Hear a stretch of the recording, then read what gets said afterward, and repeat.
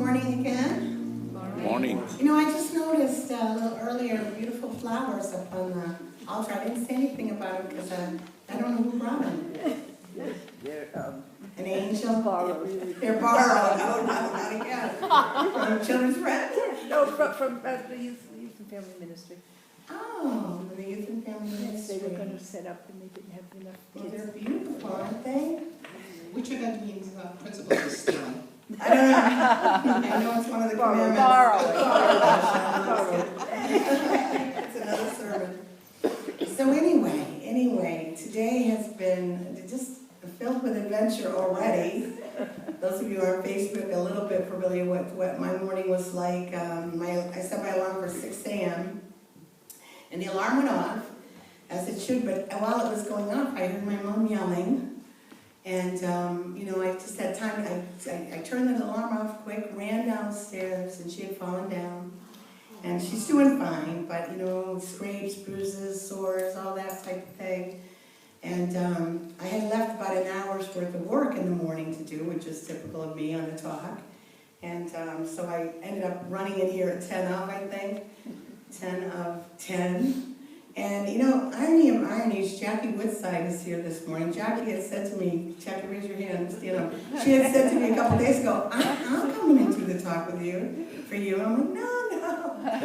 You know, I canceled my classes yesterday, I canceled the disciples meeting today, but no, I have to be here, right, to do the talk. So it's just interesting. The universe is continuously trying to teach me to take care of myself. As some people had said, some people know I've been ill for a couple weeks now, and I have this huge boil on my neck because I got really, really mad at someone. By the way, every time I get mad at someone, I get a boil. You know, boiling mad. You think I'd learn by now not to go there, but you know, I'm having this human experience with the rest of you. Still haven't figured out, you know, the thing with coughing and everything. What's anybody know the power chakra here? What is Communication? that? It's power. It's the power of the spoken word. And so whenever you have things going on in your throat and that type of thing, then you're not feeling your power faculty spiritualized and actualized. So I have to look at that as well. But you know, I felt like I had to be here because what have we been doing for the last 3 weeks? Anybody know? Prosperity. Prosperity! Yes. We've been doing Edwene Gaines, the 4 spiritual laws of prosperity. And I really wanted to finish the program with you this morning. And so we're going to do that. Because I need this as much as you do. We've explored what? The first law, which was tithing. The second law, which was goal setting. And last week, the third law. Anybody remember what it was? Forgiveness. Forgiveness. All essential practices, right, to becoming a prosperous person. And we've learned the 4 elements, right, that Edwene Gaines says indicates that you're prosperous. I haven't seemed to master the first one. What's the first one? Vitally alive, physical body, right? Relationships, number 2, that work all the time. Work that you just love to do. And number 4, all the money you can spend. But let me ask you, have you stopped yet to ask the question, why am I bothering to do all this? What does it really matter if I become prosperous? Yes, you know, it's good to have nice things, right? It's wonderful to have a healthy body. I can't wait. It's going to happen right away. And it's wonderful to have good relationships. Wonderful to have something to do for work that I really love, that I really enjoy. And yes, it's terrific, right? To have lots and lots of money. But none of that changes the fact, you know the old saying, I can't take it with me. All of that stuff is temporary, folks. Because the fact still remains, I'm born, I grow up, I work hard, I pay taxes, I may or may not get into a relationship and reproduce. I retire, I grow old, and then ultimately what happens? I die. And I die. What does it really matter if along this road from birth to death, I was healthier, in good relationships, loved my job, or had lots of money? If the outcome is the same anyway, right? path to prosperity and the path to poverty still have the same destination point. Now you're saying, I wish you had stayed home. I'm so down. You know? We all have the same destination point. You and I are eventually all going to die. So for me, the fourth spiritual law of prosperity is the only one that really matters. It's the only one that really matters beyond this physical life. It's the only one that really matters to my spiritual self. It's the only one that answers those questions. What is the meaning of my life? Why am I here? What am I doing on this earth? What am I supposed to be doing with this life? Anyone know what the fourth spiritual law is? I know it's up there on PowerPoint. Finding your divine purpose. The first three laws, tithing, goal setting, and forgiveness, are important, yes, but they're just important, folks, in order to realize and to express this fourth spiritual law, your divine purpose. Discovering my divine purpose is the only aspect of prosperity that really, really matters in the long run. It is, what have I come here to be? In Unity, we don't believe that this life begins at birth, do we? We also don't believe that it ends at death. I'm a spiritual being having a human experience, but I like to say, and I've really come to this more recently, I'm a spiritual being having a spiritual experience because everything is spiritual. But what is the reason that I'm in this physical incarnation right here and right now? Why am I here? If it's not just to breathe and to take up space and to perhaps bring in other beings to take up even more space, what does it all mean? What is the purpose of my life? What is the spiritual purpose of this life? Do you ever ask yourself these questions, or is it just me when I get blue and I'm suffering and I'm miserable? You know, I write really dark things when I don't feel good. Like we're all going to die. So what does it mean? What's the meaning of life? Well, if you ask yourself these questions, that is what the fourth law of prosperity is all about. Finding the answer to that question. And the answer is different for each one of us. You know, are you going to have your answer at the end of this talk this morning? Maybe. Maybe you already had it. Maybe you already have it. But you may still be asking yourself the question and searching for the answer as you leave church today. Because this is our life's work, people. This is what you and I have to figure out to be truly prosperous. To be truly happy, to be truly peaceful, to be truly fulfilled. It's, thank God, more than just about being healthy. It's more than just about being in loving relationships. It's more than just about being in a job that I love or having all the money that I can spend. Remember, none of that's going to last. Breathe. None of that really has any meaning in itself. My divine purpose is why I'm here, in this body, in this place, in this physical life at this time. So how do I discover? You ask that question, how do I discover what my divine purpose is? How do I know what I'm here to be? Well, the first thing is to stop thinking small. As Edwene Gain writes, she says, you're not just here to work hard and take care of your household, spending your days filled seemingly with endless chores and tasks, such as getting the oil changed in your car. Oh, by the way, my 2013 Nissan was recalled, and I have to bring it in tomorrow. So, it's not just spending your days getting the oil changed in your car or returning it when it's recalled, and going to the grocery store. Life isn't just one long, meaningless to-do list. Do you ever feel like that's what life is? with a bland retirement and a gold-plated watch at the end of it all. This is Edwene speaking. No, you're here to make a difference. You're here to be all that you can be. There's a speech that always inspires me. I know I've shared it with you before. It was the speech given by Nelson Mandela. Marianne Williamson has quoted it, and many people think she said it, but it's Nelson Mandela's speech in 1984. After 25 years in prison, he said, "Our deepest fear is not that we're inadequate. Our deepest fear is that we are powerful beyond measure. It is our light, not our darkness, that most frightens us. We ask ourselves, who am I to be brilliant and gorgeous and talented and fabulous? Actually, who are you not to be?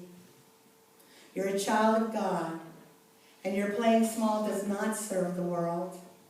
There's nothing enlightened about shrinking so that other people won't feel insecure around you.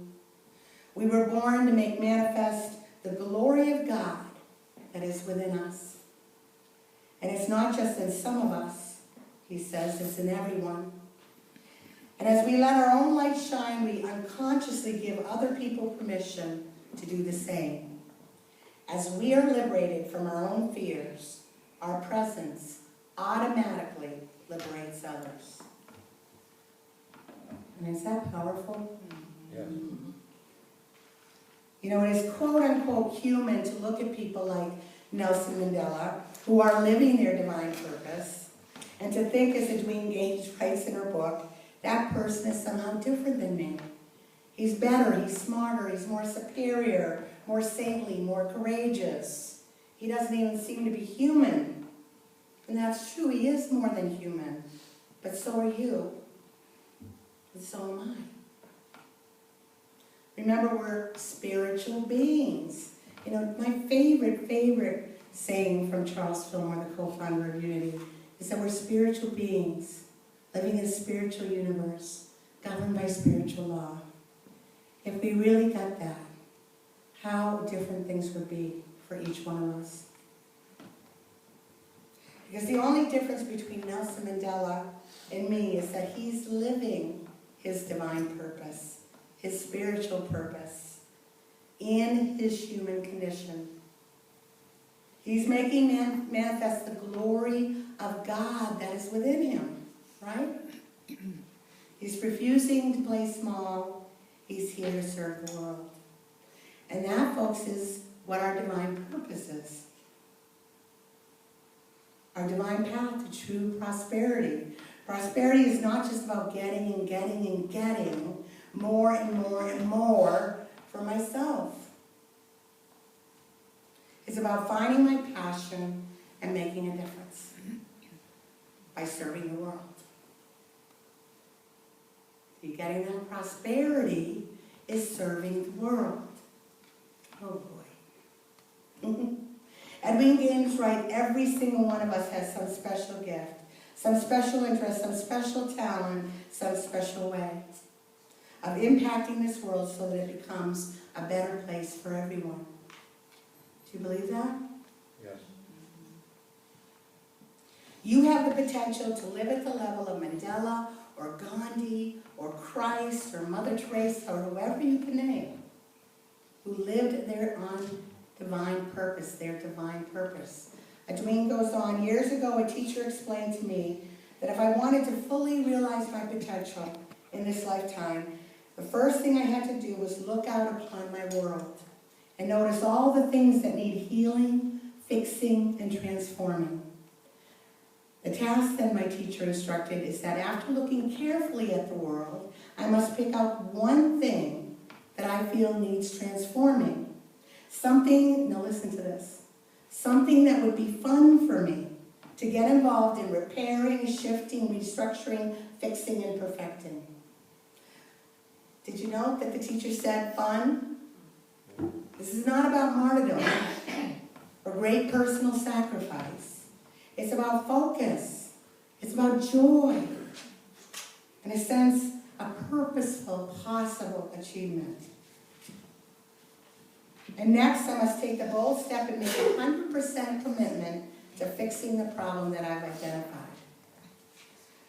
followed by devoting my energies, time, talent, skills, and money to transforming that one piece of the earthly puzzle. Now, folks, we are children of God, but even children eventually have to grow up, spiritually grow up. Discovering and demonstrating our divine purpose is part of that spiritual maturation process. It's part of spiritual development. When I choose my divine purpose, I'm not only framing my life with meaning, I'm taking an important step in a spiritual development, in that spiritual journey. I'm realizing my divine nature. I'm proving in myself that I can affect change, that I matter, that I'm here on purpose, that I'm here for a divine reason, a divine calling. I'm demonstrating that I am, that I am. Do you get that?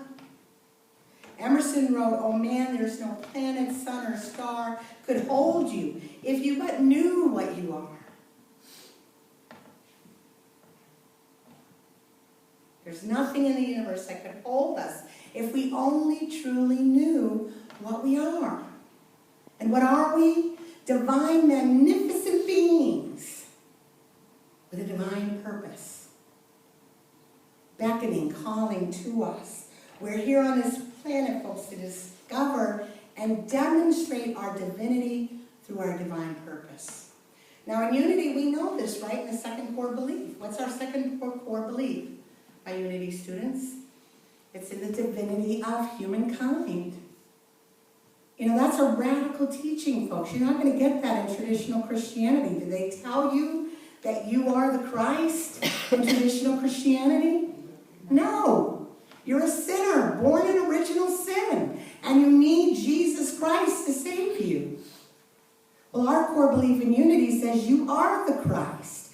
Jesus came to show you the way to that realization, to that demonstration, to that manifestation of your divine self.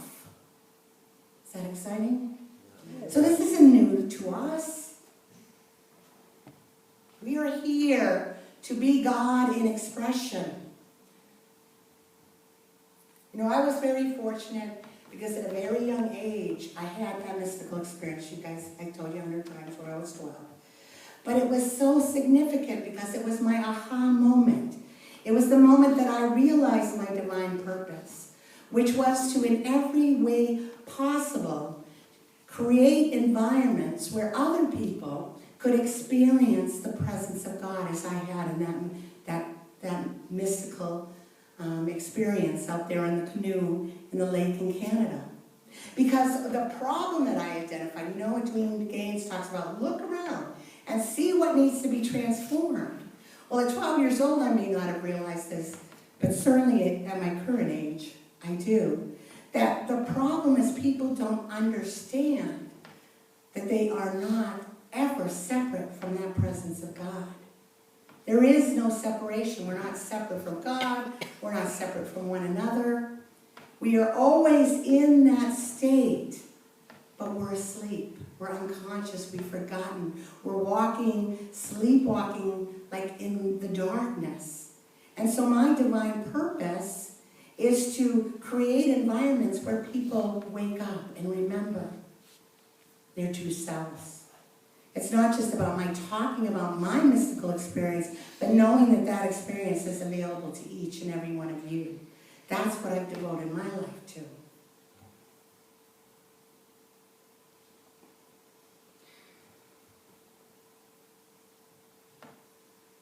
So I was given this gift of this experience, an experience that is available to everyone. A gift that proves that life is more than just being born, working hard, paying taxes, right? Till you retire, and then you what? And what's dead? Because we know this is true, students. What dies? The body. The body. Breathe. I know some of you are really attached to your bodies. I don't happen to be right now. Okay? The physical body dies. But there's this whole other dimension of life. a life that's eternal and without end, a dimension that we call God. And that's been my divine purpose.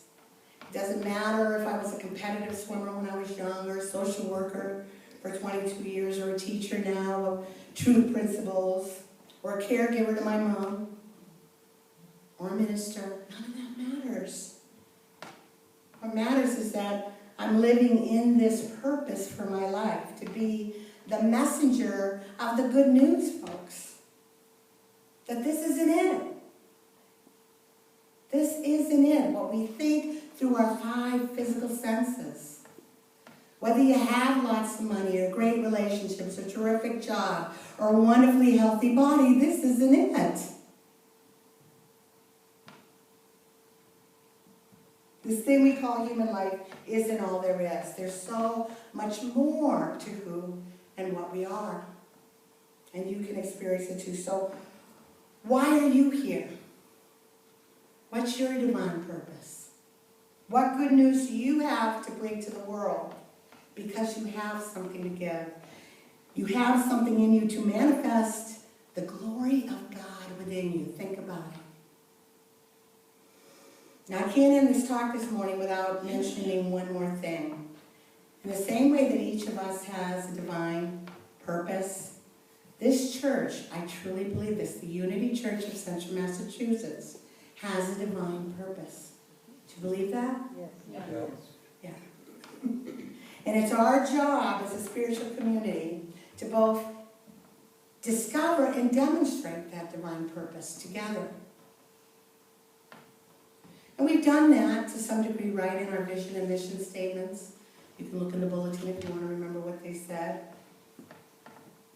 But the question that I've struggled with to some degree or another over the last 5 years, I've been here a little more than 5 years, is, what is the core meaning, the core purpose of this church? What is ours to do in this world? Do you think we've figured that out yet? How can we make a difference? What is the divine purpose of UCCM? I know what my individual divine purpose is. I know what my individual agenda concerning the divine purpose of this church is. But let me ask you now, what do you want this church to be? What do you want this church to be? And what are you willing to give to have the church become it? Breathe, right? I always tell you to breathe when I put it in your face. I want to be on divine purpose in both my life and in this church. Do you? Yes. And I invite all of you to join me. Edwene Gaines dedicates an entire chapter to the subject of commitment in her book on prosperity. You think that's an accident? She writes, it takes commitment to tithe, not just every once in a while, but each and every time money comes into your life. It takes commitment to set goals. Oh God, do I know? Because I don't do it very well. And she says, and then to move outside your comfort zones in order to achieve them. It certainly takes great commitment to forgive the people who have hurt you in the past, right? And it will take commitment to start living according to your divine purpose, both in your life and in this church. She goes on, what I know with clarity and certainty is that when you make 100% commitment to do or be something, and you take every step with integrity, the universe will open up a way where before there was no way, and rush in to support you. God is waiting for you and I to discover and to demonstrate our divine purpose in both our individual lives and in this church community. And when we step into our purpose with 100% commitment, what's going to happen? The universe is going to rush in and lift us up and support us and help us realize the greatness of who and what we really are. So let us stand and join together in singing, How Can I Serve? How Can I Serve? It's on an insert written in your bulletin.